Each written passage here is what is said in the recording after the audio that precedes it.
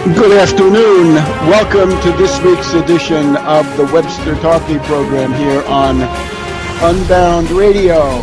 It is the afternoon of Tuesday, the 25th of June, 2013, and a good occasion to sum up where we are in the overriding issue of war and peace. As I have been stressing for the past several weeks, the main issue of the historical moment we're in, and it can be a decisive one, is not programs started under the Bush administration for domestic spying. We've been living under those programs now for the best part of a decade, and somehow we seem to have survived. Those programs are not new. The PRISM is not new. The warrantless wiretapping or warranted wiretapping is not new. All the variations on those themes are not new. But they have a kind of a prurient appeal, I guess, in some quarters. But the main issue right now, which will decide the future for civil liberties and everything else, is war and peace. And the bottom line is, start a war with Syria, and you can forget everything you want. You'll lose your civil liberties, you'll lose your economic rights, you'll lose your standard of living. That will become a general war in the Middle East. It's already headed that way. That will be the United States at war with Hezbollah, Syria, Iraq, Iran. Maybe Pakistan will join in under certain circumstances, with Russia behind them and China perhaps a little bit further behind. A catastrophe. And there is no hope for civil liberties under those conditions. It simply cannot be done. So this is the reality, and people have to understand it. Now, along comes the Snowjob, the Snowden Snowjob.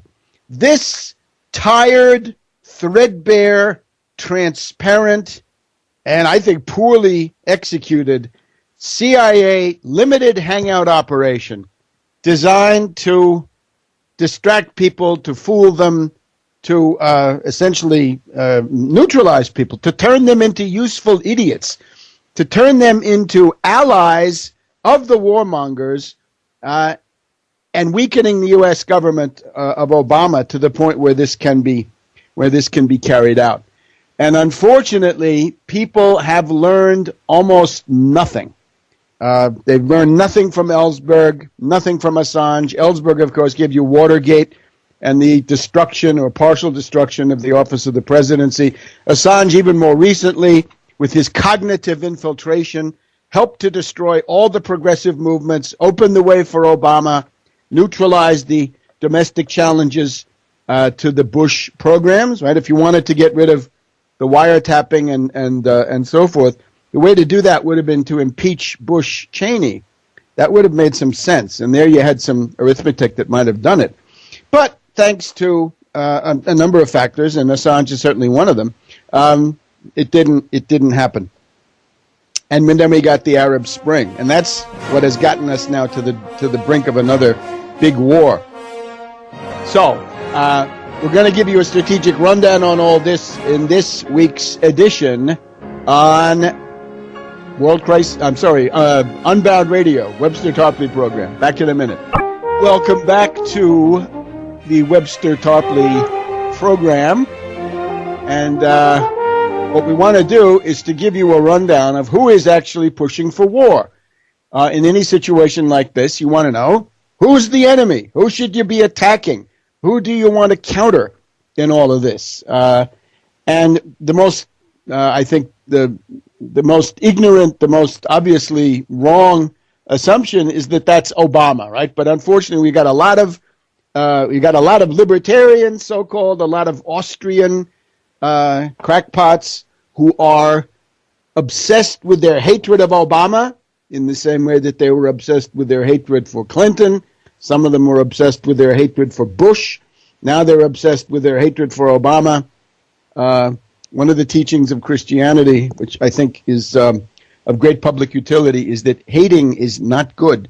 You shouldn't do it. But blinded by hate, many people are, and now they're increasingly joined by left liberals, the former dupes of Obama, the ones I tried to warn with not one but two books in the pre-election phase of 2008. Don't put Obama in, or things will get worse. And now things have gotten worse. They've gotten so bad that Obama is no longer the greater evil. Obama is now a lesser evil in his crude instinct for self-preservation, his reluctance, his vacillation, his desire to lead from behind and to execute the divine plan of buck passing, D-E-V-I-N-E, a CIA official, right? It's based on cyber war, economic sanctions, drones, assassinations, special forces, occasional bombing, but nothing big. Not the big bombing campaign, and certainly not the heavy land invasion, which is ultimately the goal of many of these people who are pushing for war with Syria. So we've just had an attempted coup d'etat on the 13th of June, Thursday. It's about, 10 days ago now. And that coup d'etat was aiming at an immediate initiation of the bombing of Syria. And we have left liberals and libertarians who seem to know this, some of them do, and they say, oh, that's not important. I don't care about a coup d'etat. I don't care about bombing Syria. I don't care about a regional war in the Middle East. I don't even care about a world war. I'm concerned that somebody's reading my stupid email and listening to my stupid, empty, insignificant phone calls. That's what it comes down to. Now, of course, we're not in favor of wiretapping, but there's got to be some sense of proportion in the world. And again, whatever you think you're going to fight for directly against wiretapping, if an outside event like the Syrian war takes place, you can forget whatever it is you thought you were trying to assure yourself, right? It's all going to go by the boards. The way that the police state arrives is that it ratchets up during war emergencies. So therefore, if you've learned anything, it is once the war is started, you can forget your civil liberties. It's time to stop the war before the fact. In 2002, that would have been attack the 9/11 story, discredit it, cut Bush off at the knees. And that would have been the same in the autumn of 2001. And some of us were trying to do that. But now it's slightly different. It's don't fall for the Snowjob. Don't rally to Assange and Snowden. These are people who have nothing to say against war. Assange is not anti-war. Assange is on record saying that he doesn't care about war one way or the other, but he wants everything to be transparent. He's anti-secrecy, pro-transparency, and war or no war is indifferent to him. And with Snowden, we don't hear Snowden telling us anything about how Libya was destroyed or the schemes of Ben Rhodes and others against Syria, things that would be absolutely timely and would convince, at least go some ways towards convincing us of his good faith, at least on those particular revelations. He's got nothing on it, and of course nothing on 9/11. So let's go back to Thursday. I'm sorry, or was it Wednesday? Let's see. Wednesday, the 13th of June, and we're at a meeting of the Principals Committee. Now, when the U.S. government is being run by the Principals Committee, there you know it's a crisis. The last time we had a prolonged period of rule by the Principals Committee was back in the spring of 1999, when Clinton had to hock and mortgage his entire presidency in order to stay in office for another year and then limp home. In those days, it was the Principals Committee. It essentially means either the Secretary of Defense, the Secretary of State, the National Security Director, the Attorney General, but it often means their deputies. So in this case, it looks like it's the higher level one. So in comes Mr. Skull and Bones. Skull and Bones has a track record. Stimson is partly responsible for World War II. He's partly responsible for Pearl Harbor. He is certainly responsible for putting the Japanese in the concentration camp. Stimson is responsible for the decision to bomb Hiroshima with an atomic bomb and Nagasaki. Then a little bit later, we've got the Vietnam War, Averell Harriman, McGeorge Bundy, and his brother, cousin William Bundy. They're big on the getting the Vietnam War going. And then, of course, we've got Bush the Elder starts the first Gulf War. Bush the Younger starts the second Iraq War. What's the common denominator? They're all from Skull and Bones, so much so that when Kerry came in, I put out an essay. You can read it at tarpley.net on precisely this very, very sensitive issue, right? If you put Skull and Bones into the government, you're liable to get a war. Obviously very bad for Obama to do this, but, you know, blackmail and other stuff, who knows what goes on behind the scenes. Obama was coming out of an attempted coup d'etat last September, October, November, December, which most of our libertarian and left liberal heroes are still incapable of having understood. They haven't identified it yet. Maybe in another decade or two. All right. So at the Principals Committee meeting, and we're quoting here from an article in Bloomberg News. It's by Jeffrey Goldberg. Now, Jeffrey Goldberg is generally a pro-Israeli writer. I think he's usually associated with the Atlantic Monthly, if I'm not mistaken. But this Goldberg is pro-Israeli, so I think he is not happy with this outcome. He would have wanted something else. He's putting it out perhaps to get more momentum so that Kerry can try this the second time. And here's the heart of the matter. At a principals meeting in the White House Situation Room, Secretary of State John Kerry began arguing vociferously for immediate U.S. airstrikes against airfields under the control of Bashar al-Assad, specifically those fields, bases that the Syrian government has used, allegedly now, we're already in the realm of myth, to launch chemical weapons raids against rebel forces. So, what happens? The chairman of the Joint Chiefs of Staff, Dempsey, speaks up. Now, who is Dempsey? Dempsey is Obama's guy. Obama needed a general to promote and make great, and the main qualification would be, you're not Petraeus, you're not McChrystal, you're not part of the Petraeus coup clique, the putschists, the people who are interested in some kind of an overthrow of the government and Bonapartist or semi-dictatorial rule. So this is Dempsey. He is the anti-Obama. He's Obama's guy in the same sense that Hagel and Clapper are Obama's guys, whatever their merit, and their merit is not great. But here, Dempsey does a service to all of us. The usually mild-mannered Army General Martin Dempsey spoke up loudly. According to several sources, more than one, Dempsey threw a series of brushback pitches at Kerry, demanding to know just exactly what the post-strike plan would be, and pointing out that the State Department did not fully grasp the complexity of such an operation. Dempsey reminded Kerry that the Air Force could not simply drop a few bombs, fire a few cruise missiles at the targets inside Syria.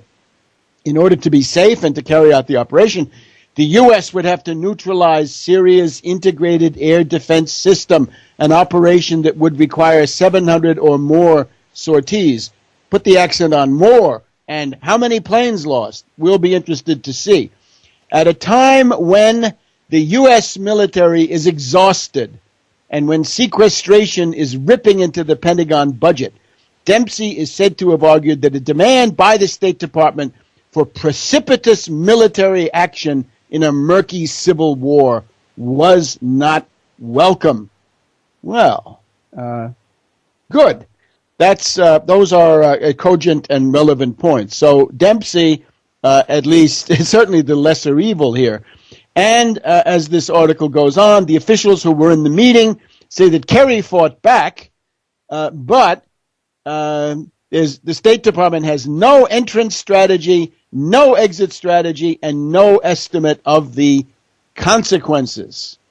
So, as a result of this meeting, though, Kerry, by pushing forward with this lunatic proposal, was able to extort a concession, and the concession was that Obama grudgingly, through the mouth of Ben Rhodes, decides to supply the more moderate elements, I'm quoting from the article now, the moderate cannibals, the moderate terrorists of the Free Syrian Army under General Idris, a madman, they get small arms and ammunition. And of course, everybody knows the U.S. has always been supplying small arms and ammunition through Incirlik Air Force Base in NATO base in Turkey, and that there were CIA logistics managers channeling these things to different people.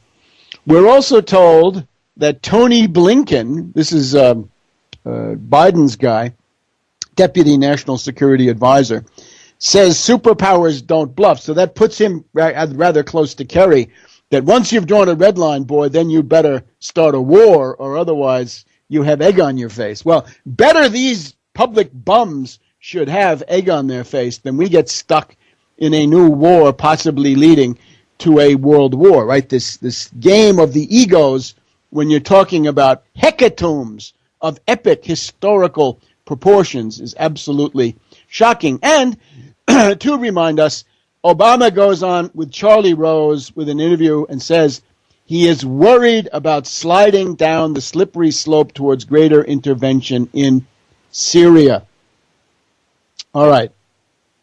So that's what happened in the Principals Committee between the 12th and 13th of June of this past month. We came very close. Now, you may say, oh, no, he was just arguing a viewpoint, right? That's just vetting, right? That's what this article tries to tell us. It's just vetting. Well, go back to October 1973.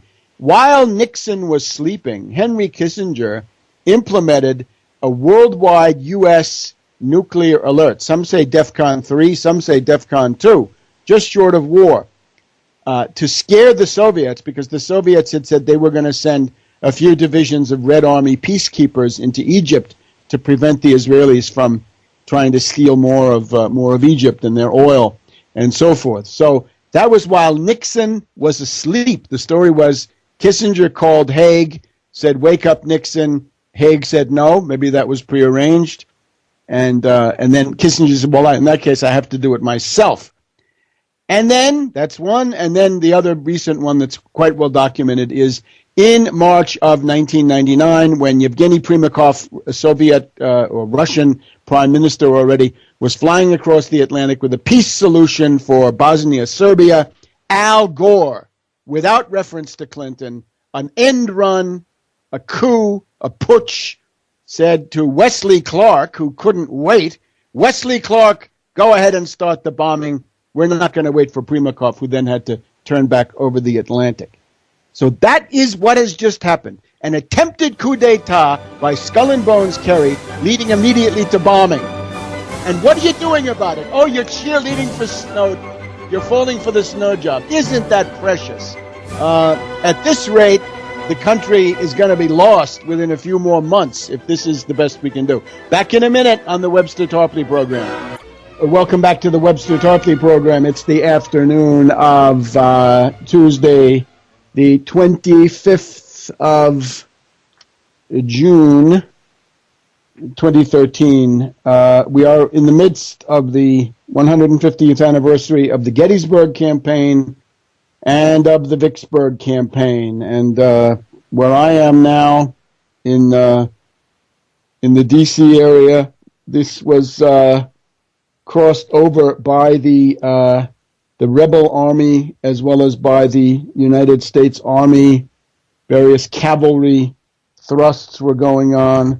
So we're right in the middle of the decisive phase of the Civil War. And we are reminded with that Supreme Court decision today, if you disallow the historical pattern of racial discrimination in not only southern states, but this applies to a number of other places which are not in the South at all, the former Confederate states. Outside of the former Confederate states, what you're doing is allowing those people to do one trick after another. In other words, if you can't review it before it's implemented, they can send up one absurd scheme, use that for the election this year. By the time it's been struck down, they've got another one, and it just never ends. In other words, it's like Snyder in Michigan, right? He's got one emergency manager law. The people vote that one down, and before you turn around in 2 weeks, he's got another one, slightly different, so he can keep doing it, right? Even though the will of the people has been clear. And it shows how alive the issues of the Civil War are. I always have to laugh when people say, oh, the remedy for 1984 is 1776. Yes, but the remedy for 1984 is 1776 and 1865, the end of slavery and the breaking of that slavocrat, treasonous, pro-British, Southern imbecile oligarchy, which seems to attract the nostalgia of so many. Anyway, here we go. The 1 week after the fall of Qusair, when Qusair fell, I told you this was going to be a big deal. The fall of Qusair on Wednesday, the 5th of June, world historical turning point. It means the death squads in Syria are on their way to getting mopped up, wiped out, annihilated, get it, liquidated. And by Wednesday, June 12th, Skull and Bones Kerry is already trying to launch a bombing campaign to save those death squads from destruction. And in town that day, let's not forget, Perfide Albion, the British are in town. Foreign Secretary Hague, that guy, the bald guy who looks like Mr. Clean, who loves to hear the sound of his own voice. You know the one. So he's in town, and he's obviously pushing for the coup. So Kerry of Skull and Bones pulls his act together and tries to launch the coup. But it's blocked, I wouldn't really say by the Pentagon, although I hope there are people in the Pentagon who are opposed to Petraeus and to that clique and who really don't want another war at this point, right? You can break the United States military, break the U.S. Army, Navy, and Air Force if you insist on more of this adventurism. But the thing is stopped by Obama loyalists. That's the point. Now let's just take a look at some of the other people, the other forces that are trying to push Obama into something he doesn't want to do. And let's just pause.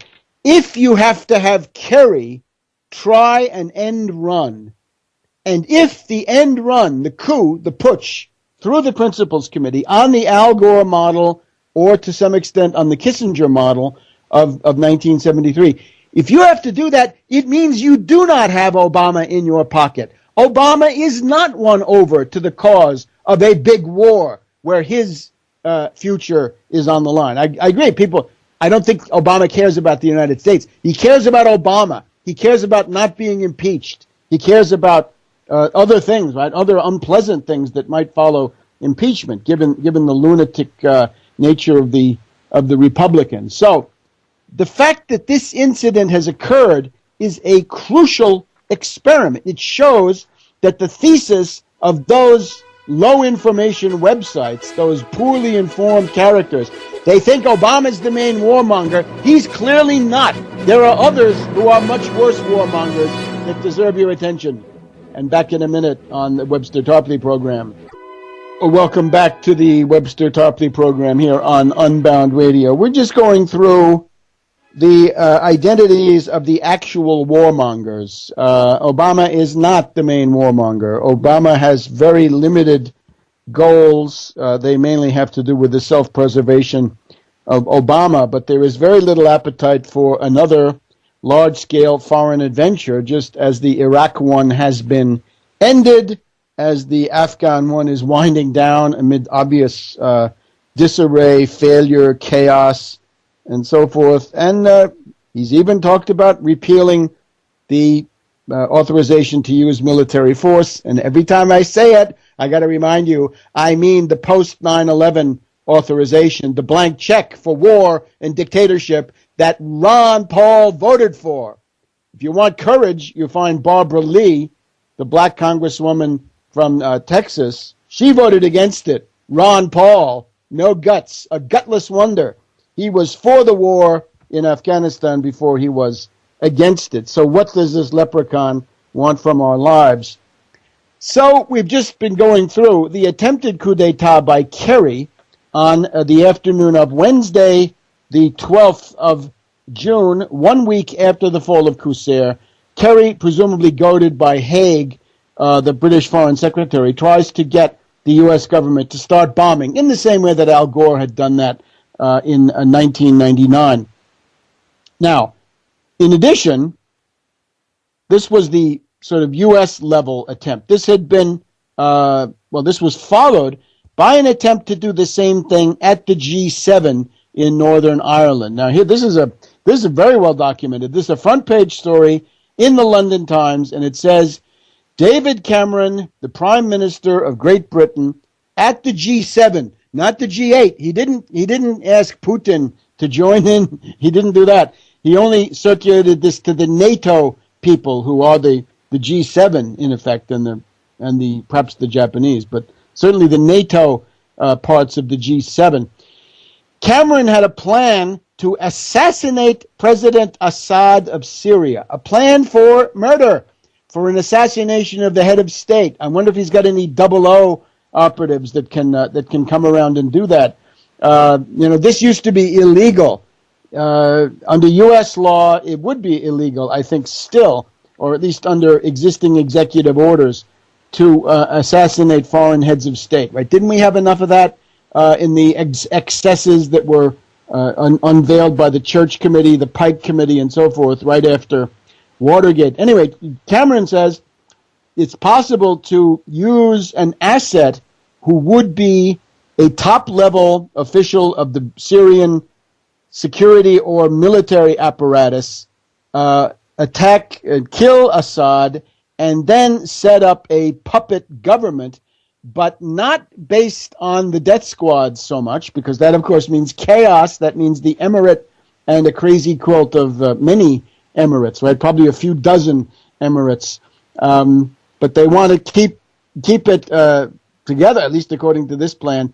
It's a novel plan with the Ba'ath Party bureaucracy and keeping the Syrian army together so that you can then control the country for whatever you want to do with it. So that, very little feedback on what the responses were.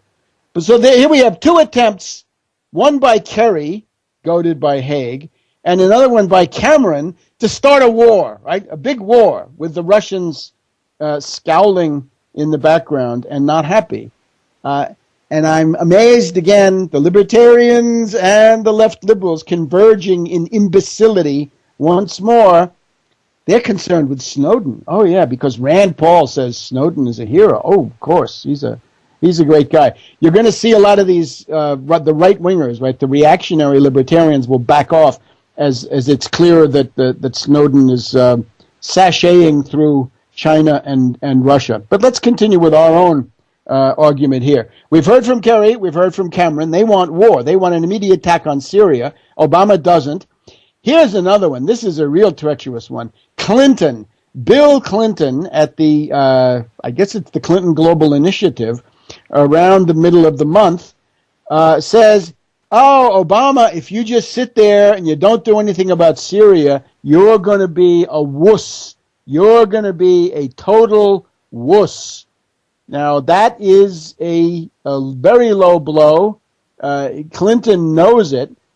This is one of the things that got Obama to the point of essentially enabling the arms shipments that have been going on and now are going on officially, I would say, but that's about it.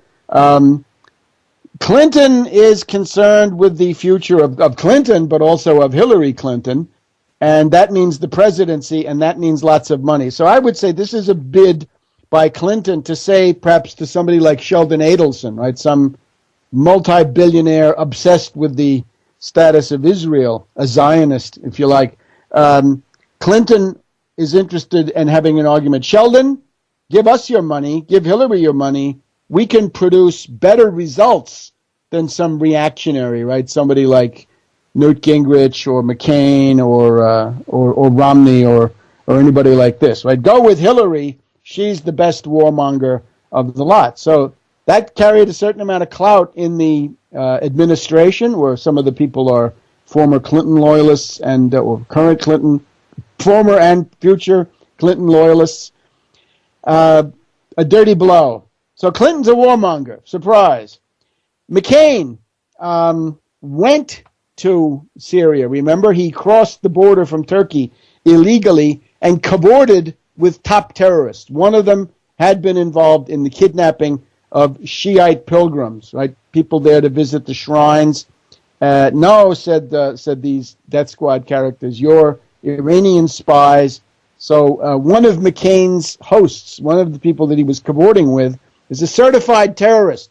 So McCain, giving material support to terrorism, as was widely noted, goes and meets these people, comes back, tells how great they are. Seconded, of course, by Lindsey Graham. These are the two amigos. And then there's that awful war crone, Kelly Ayotte of New Hampshire. These can be relied on to spread as much blood around, not wealth, but blood. And then you've got the neocons, right? Needless to say, those, again, most obsessed with the Israelis. Charles Krauthammer had a piece in the Washington Post last week, which is all about how the U.S. is diplomatically non-existent, impotent, marginal, irrelevant, impotent in the Middle East. He mocks the fact that the U.S. no longer has a large base nearby. He basically says, Obama, you blew it. You should have kept bases in Iraq for precisely a moment like this, so you could have new aggression based on old aggression. And he mocks the idea that you can put a few Patriot missiles and a few F-16s and 1,000 soldiers into Jordan and try to influence events from there. So Krauthammer, the Weekly Standard, you know the Standard people, but also the David Ignatius types and the Jim Hoagland types. In other words, the sort of center oligarchs, centergarchs, warmongers to be sure, close to the State Department, close to the CIA or parts of it.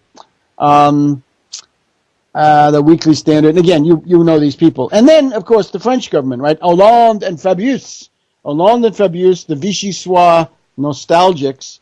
And their idea is that they will be the beneficiaries, right? Because they are the colonial power of Syria well into the mid-1940s, after the Second World War. They were still there, eventually forced out. So that's pretty much it. And, of course, Netanyahu, we can assume, and his group and his generals and his spooks, they're all part of it. So if you're looking for somebody to attack, if you want to impeach somebody, it's not Obama. No, surprise. Open your eyes, dummies. It's Kerry. How about impeach John Forbes Kerry? Impeach the skull and bones Secretary of State. This makes sense. This is politically smart. This gets you somewhere. This identifies the most dangerous enemy, right? Like in World War II, what's it going to be? Japan first or Germany first? It's clearly got to be Germany first. Doesn't mean you like Japan. It just means Germany first. Obama, I'll give you a lot, as I have already with 2 books, trying to keep him out of the White House and pointing out that he does. It's all based on drones, assassination, cyber warfare, economic warfare, but buck passing. He wants France to attack Libya. He wants Turkey to attack Syria, not the U.S., whereas the French and the British want the U.S. to do the dirty work, and then they get the benefits. So it's a very, very cynical war coalition, as they always are. Now, this also points us to an interesting thing. The realignment in the post-Qusair period, just to handle this before we come back to the U.S. domestic, Turkey, we're told that the Turkish government of Erdogan is now competing with Obama when it comes to leading from behind. They don't want to be out in front. Erdogan has been scared by these street demonstrations, right? It's not so much around the park. The park is for the golden youth and the computer-savvy rich kids of the capital. But the people that really got this going were in southern Turkey, and their main beef was, we don't want these death squad guys here. Get al-Nusra out. Get these killers out of here. Send them back to Chechnya, to Libya, wherever they come from. Erdogan does not want to inflame this anymore. And he knows if he attacks Syria, if anything big happens along those lines, he'll have the Turkish Alawites up in arms. He'll have the Turkish Christians up in arms. He'll have all kinds of people. The Kurds will take advantage to assert more independence and autonomy than they already have. Then you look at Jordan. The king of Jordan is scared out of his wits, right? He says, Obama, please leave these troops here. Leave me some missiles. Leave me some planes. Hamas splits into two parts. It's amazing. Haniyeh is a traitor. Haniyeh is a stab-in-the-back artist. He came to Tehran at the beginning of 2012 and hugged Ahmadinejad. He knew very well what the Iranian foreign policy was, that Iran wanted Syria to remain under Assad. Haniyeh then goes back to wherever he hangs out in Gaza, I suppose, and says, all right, fine, we're supporting the death squads because basically he wants money from Qatar and the Saudis and so forth. And having mentioned Qatar, this is the other interesting thing. Today, the emir has quit, the old king, the old emir, and now we've got a new generation of Thanis coming in. And what is this? The idea being that the old emir had gone way down the path of adventurism and lunacy and meddling and spending money and arming death squads. And now, with the fall of Qusair, it didn't work. That's what they're all responding to. Erdogan and Jordan and Hamas, the Hamas people, the pro-Syria people say, look, we need military aid from Iran. It doesn't help us to get involved and to please Qatar, no matter how much money you can get. We need the military cooperation with Hezbollah and Iran. So that's powerful stuff. In the case of the emir of Kuwait, the old emir, again, he had gone way out on a limb, and now the young guy he wants to be more prudent. At the moment, is right after the fall of Qusair, and I can't think this is a coincidence. It means that there are lots of internal situations that are registering the fact that the death squads are not going to win, because the promise to Erdogan and the promise to Hamas was, come on the bandwagon, Assad will be gone in weeks, and then you can cash in on the victory. And so it was not destined, right? So it was not written, as we say in the Middle East. So up to us now is how to stop the Syrian war, not how to help Ed Snowden and the snow job. So forget the snow job, concentrate on the war. We'll be back in a minute on the Webster Tarpley program, Unbound Radio. Welcome to our concluding segment, I believe, here on the Webster Tarpley program, Unbound Radio. Once again, it's the 25th of June, Tuesday. We got people that are so concerned about Ed Snowden. Is he in danger? Let's just point out what you see now, the merger of Assange and Snowden. This, I think, means a lot. You remember that the sponsor, the godfather of Assange, was none other than Cass Sunstein. Cass Sunstein wrote an article in the Washington Post, February 2007, celebrating among other things, celebrating the arrival of brave new wiki world, and in particular WikiLeaks, and he touted that as an organization that was going to start attacking China based on the great cyber wall of China and similar things. This is the same Cass Sunstein who then said it's time for the cognitive infiltration of the protest movements and the anti-establishment movements, 9/11 Truth, I'm sure anti-war and others, says this totalitarian thinker. And he wanted to do the cognitive infiltration to break them up, right, to disrupt them, and it largely succeeded. But it's not widely understood that the cognitive infiltration that Sunstein was talking about is Assange. It's WikiLeaks. It's what he wrote about in the Washington Post back in the early part of 2007. So when you see Snowden, this is another step in the cognitive infiltration designed to get people to follow false ops, in other words, to become the useful idiots and dupes of Psyops. It is a limited hangout, typical of the CIA, and you can go and look on Tarpley.net. I've got a sort of a cognitive, an epistemological article. Conceptually, how can you tell, right? It used to be we were concerned with, and still are, of course, false flags, moles, patsies, technicians, drills. Now you've got to worry about the protagonist of a limited hangout, the Ellsberg, the Assange, the Snowden. What do they have in common, and how can you tell this one, where might it go? And comparisons. Now, Assange is sitting pretty. Nobody's ever laid a glove on him. He's been in jail, I think, for a week the entire time. But then he's been living in a British country house, and then he's been having a wonderful time at the Ecuadorian embassy. I don't see this as torture. Manning, of course, is torture. That's for sure. And that's, I think, partially to cover up, right, to detract attention from the fact that Assange is getting such a royal treatment. And now Snowden, well, we'll see what happens to him. But contrast that to Michael Hastings. Now, Michael Hastings, of course, is the guy who wrote the articles exposing the McChrystal-Petraeus clique. And I say that because he sampled the anti-Obama, anti-politician animus, in other words, fascist animus, coming out of these military circles.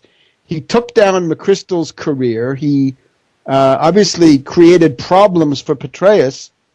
And his last activity was to work with Jill Kelly down there in Tampa. You remember her. She was involved with General Allen and with Petraeus and with others. And now Hastings is dead. Go back to Hatfield, right? The author of that book, Fortunate Son, I think it was. George W. Bush was guilty of narcotics offenses and had to do community service. Hatfield found dead in a motel. And then don't forget Gary Webb, San Jose Mercury News, how the CIA brought cocaine into the country during Iran-Contra and then marketed it as crack cocaine. It's the picture that I give you in George H.W. Bush, the unauthorized biography. It's the same process seen from the bottom up. So contrast the celebrity, glamorous whistleblowers, Assange and Snowden, to somebody who has really done damage to the establishment. Hastings, I think Hatfield too, and certainly Webb, and their common denominator is they all get killed. So I think this puts it in a somewhat different perspective. And now, again, Naomi Wolf. We got Naomi Wolf, who is continuing. She's got a second article. Go and look at the second article. You'll see that my work is amply discussed. Naomi Wolf talks about how she doesn't believe Snowden is who he says he is, and she's absolutely right. And more power to her. And I don't care whatever else she writes or whatever else she does. That gives her a merit that puts her head and shoulders above the common run of these left liberals. And you got Salon magazine counterattacking Naomi Wolf and me, yours truly, for not believing in Snowden. We've also got little people coming on Russia Today and doing kind of veiled attacks on people that sound very much like the thesis that I represent, that if you don't believe in Snowden, you probably are from the CIA. Well, the only government agent of CIA and NSA that I can see in this is Snowden himself. So riddle me that, little friends. So we'll be back in 7 days, God willing, on the Webster Tarpley program, Unbound Radio. See you then, and mark the Gettysburg and Vicksburg anniversaries coming up next week, with Russia behind them and China perhaps a little bit further behind. A catastrophe. And there is no hope for civil liberties under those conditions. It simply cannot be done. So this is the reality, and people have to understand it. Now, along comes the Snowjob, the Snowden Snowjob. This tired, threadbare, transparent, and I think poorly executed CIA limited hangout operation designed to distract people, to fool them, to essentially neutralize people, to turn them into useful idiots, to turn them into allies of the warmongers, and weakening the U.S. government of Obama to the point where this can be. Good afternoon. Welcome to this week's edition of the Webster Tarpley program here on Unbound Radio. It is the afternoon of Tuesday, the 25th of June, 2013, and a good occasion to sum up where we are in the overriding issue of war and peace. As I have been stressing for the past several weeks, the main issue of the historical moment we're in, and it can be a decisive one, is not programs started under the Bush administration for domestic spying. We've been living under those programs now for the best part of a decade, and somehow we seem to have. We're going to give you a strategic rundown on all this in this week's edition on Unbound Radio, Webster Tarpley program. Back in a minute. Welcome back to the Webster Tarpley program. And what we want to do is to give you a rundown of who is actually pushing for war. In any situation like this, you want to know who's the enemy? Who should you be attacking? Who do you want to counter in all of this? And the most, I think, the most ignorant, the most obviously wrong assumption is that that's Obama, right? But unfortunately, we got a lot of libertarians, so-called, a lot of Austrian crackpots who are obsessed with their hatred of Obama in the same way that they were obsessed with their hatred for Clinton. Some of them were obsessed with this can be carried out. And unfortunately, people have learned almost nothing. They've learned nothing from Ellsberg, nothing from Assange. Ellsberg, of course, gave you Watergate and the destruction or partial destruction of the office of the presidency. Assange, even more recently, with his cognitive infiltration, helped to destroy all the progressive movements, opened the way for Obama, neutralized the domestic challenges to the Bush programs, right? If you wanted to get rid of the wiretapping and so forth, the way to do that would have been to impeach Bush Cheney. That would have made some sense, and there you had some arithmetic that might have done it. But thanks to a number of factors, and Assange is certainly one of them, it didn't happen. And then we got the Arab Spring, and that's what has gotten us now to the brink of another big war. So, survived. Those programs are not new. The PRISM is not new. The warrantless wiretapping or warranted wiretapping is not new. All the variations on those themes are not new. But they have a kind of a prurient appeal, I guess, in some quarters. But the main issue right now, which will decide the future for civil liberties and everything else, is war and peace. And the bottom line is, start a war with Syria, and you can forget everything you want. You'll lose your civil liberties, you'll lose your economic rights, you'll lose your standard of living. That will become a general war in the Middle East. It's already headed that way. That will be the United States at war with Hezbollah, Syria, Iraq, Iran. Maybe Pakistan will join in under certain circumstances.